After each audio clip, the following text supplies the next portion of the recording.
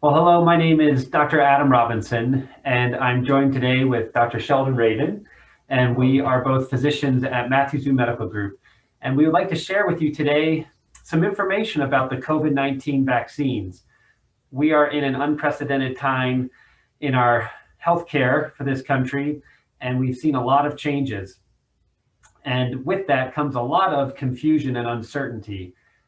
With regard to the COVID-19 vaccine, we hope that we could explain with some clarity some information that may be useful for you when trying to make the decision of should I get the COVID-19 vaccine? So we have a list of common questions or concerns that patients and community members have regarding this vaccine. And we're going to step through these questions one by one. And Dr. Ravin is going to play the part of answering these questions as our expert panelist today. Are you ready? I'm ready. All right, Dr. Ravin. So, starting off, what vaccines do we have available starting December 21st, 2020 for the COVID-19 virus? As of today, we have the Moderna and the Pfizer vaccines. These two have been approved by the FDA, and they are the Moderna is being shipped today, and Pfizer is already here.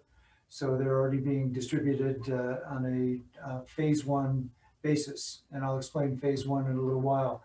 There are also some other vaccines in development that will be coming down the pike in the near future. Perfect. And you mentioned those phases. The big question that a lot of the community has is when do I get a vaccine, or how is it decided who gets this vaccine? It's a great question. Right now, phase one is for individuals in nursing homes, the staff in nursing homes, and hospital and primary care providers for the community that are exposed to COVID patients. So, for example, our staff here will be immunized in the very near future as phase one. And what is the expected timeline in the state of Colorado for phase one and then into subsequent phases? Well, first of all, they're in phase one, they have to complete two vaccines. And the two vaccines that have been approved are two-dose vaccines. One is 3 weeks apart, the other one is a month apart. So we have to complete that. Once that is completed, we'll move into phase two. Phase two will be people with high-risk conditions such as diabetes, people over the age of 75, people that are perhaps immune compromised for one reason or another, whether it's medication or from other medical conditions. And then phase three would be the general population. And that would be anybody over the age of 18. Great. So, three phases that are outlined right now, and with the vaccines we currently have available requiring two doses each in order to have the full protection, it's anywhere from 1 to 2 or 3 months for each phase in order to get through and vaccinate all the healthcare workers in long-term care facilities before we would enter the next phase, such as phase two. So perhaps a best guess for a timeline would be February, March before we enter the next phase. I believe so. Great. Well, moving on then, the big question is if I'm eligible for this vaccine now, what can I expect as far as any side effects, or what is this going to do for me? What do I need to worry about? Well, this is a unique vaccine. I'll talk a little bit about that. It's made from the mRNA, and it is designed to give you some reaction so that you develop the immunity to the virus. So you're going to expect potentially some redness at the injection site. You could potentially get some temperature, muscle aches, headache, some fatigue, maybe a little bit of a cough, but not a lot of major symptoms like you would see with the COVID virus itself. But you do want to see some of these reaction symptoms, which tells you that your body is responding to this protein that you're trying to develop the reaction to or the immunity to.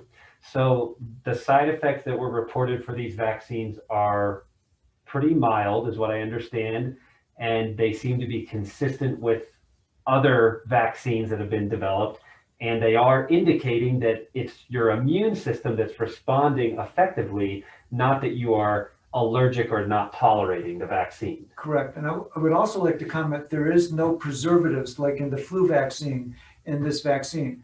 The actual components of this vaccine are the messenger RNA, sugar, salt, and that's it.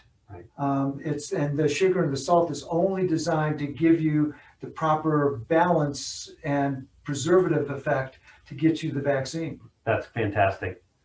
All right, so we feel pretty good about few side effects. What about cost? How much is this going to cost me? Well, the cost of the vaccine, I believe, is roughly about $150, but insurance companies are obligated to pay for this. If you have no insurance, the federal government is actually stepping up and paying for the vaccine. So there are ways to get this for every single individual. All right. Now, what about my information, my private health information? If I have to go somewhere to get this vaccine, how can I ensure that my private information is not going to be shared or violated? What kind of requirements do I have to, documents do I have to present, or what type of regulations are in place? You will have to, probably provide some personal information, but it is protected by what's called HIPAA. And anybody in medicine has to protect your personal protected information.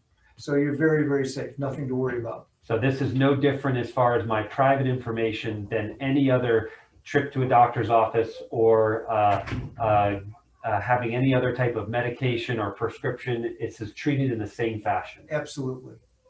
Great. Well, thinking about who is eligible for this vaccine, now that we know that the cost is not a barrier or a factor, and we've learned about the different phases, what about some of the individuals in our community that may not even be U.S. citizens? Are they eligible to receive this vaccine? Absolutely. They are absolutely able to get this vaccine without any worry about their citizenship or any reporting to any agency about their status of their citizenship. Now, let's say I've received the vaccine. What type of monitoring or safety measures are in place for how I'm cared for after I've received this vaccine? There is an app available that will be able to put on your cell phone or your computer if need be, that will help trace you and let you know about complications or anything that may come up as an adverse response to these vaccines.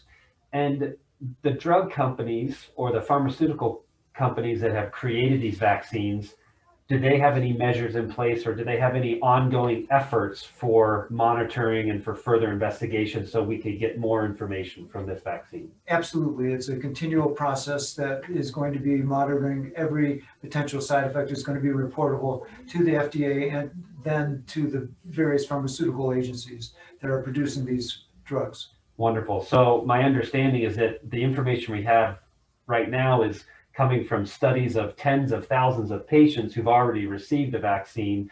But the hope is, as we continue to vaccinate the community, starting with healthcare workers, we will then have hundreds of thousands, even millions of patients that we are monitoring to learn if these vaccines cause any further side effects that weren't seen in the initial studies. Absolutely. And I'm sure when we get millions of people, we're going to see some other adverse responses that have not actually been reported. And frankly, I've been doing medicine a long time. We've seen this kind of thing happen with drugs a lot over the years. So it would not be unexpected if we learn more information going forward than we have now. But going back to your comments earlier about where we're starting from, the side effects that were reported and the benefit that was reported initially is a promising start for this vaccine for the information we have now. Absolutely. So that leaves some unknowns as far as what we can tell patients and recipients of this vaccine. For instance, what if I get vaccinated? How long do we think my protection is going to last? And that's a great question. We don't really know the actual answer. It's thought anywhere from 3 months to, indefinitely. At this point in time, we don't really know. Okay. Now, if I have the vaccine that is supposed to protect me, can I be confident that I will not get COVID-19? you can't say for 100% that you're not going to be able to get COVID. And I think the studies with both the Pfizer and the Moderna vaccine roughly have 95% efficacy. So there's going to be a percentage of people that are not going to be covered by this. Now, if I've had COVID-19 already, can I still get the vaccine, or should I get the vaccine? I believe you can still get the vaccine. You have to wait 90 days after the episode of COVID. And I do think you should get the vaccine. It's going to give you some continued protection.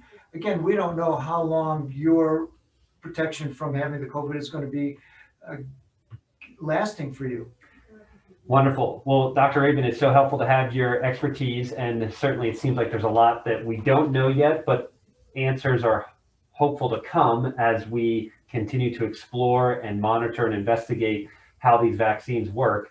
We at the office here are going to be vaccinated this week for our staff, and we are expecting to have further shipments throughout this winter and spring. And we will be posting information to patients on our website as to how patients can get this vaccine.